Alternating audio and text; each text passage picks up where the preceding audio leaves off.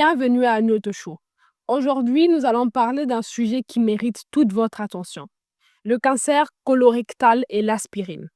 Vous le savez peut-être déjà, l'aspirine est souvent saluée pour ses effets protecteurs contre certaines maladies, notamment les maladies cardiovasculaires et certains types de cancers, comme le cancer colorectal.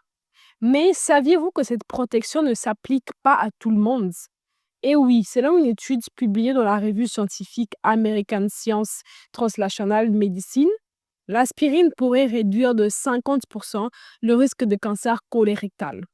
C'est énorme, mais ce bénéfice semble dépendre en grande partie de votre patrimoine génétique.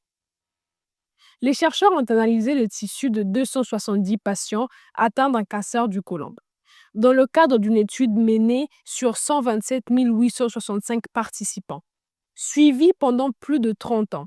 Le but étant de comprendre pourquoi certains bénéficient des effets de l'aspirine alors que d'autres pas du tout.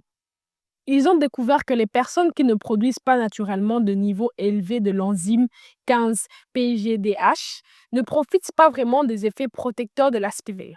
Autrement dit, leur corps ne réagit pas de la même façon et l'aspirine n'a quasiment aucun impact pour elles contre le cancer colorectal.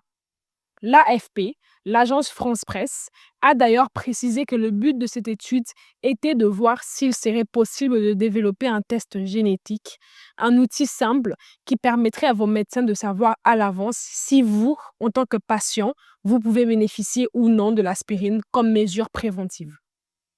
C'est une avancée qui ouvre la porte à une médecine plus personnalisée, plus adaptée à chaque organisme, à chaque profil génétique. Et surtout, cela rappelle une vérité qu'on oublie parfois.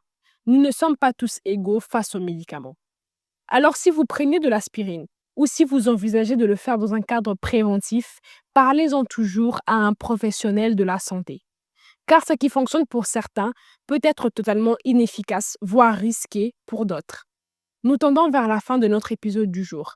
Prenez soin de vous, restez informés et souvenez-vous, votre santé est précieuse, unique et mérite toute votre attention.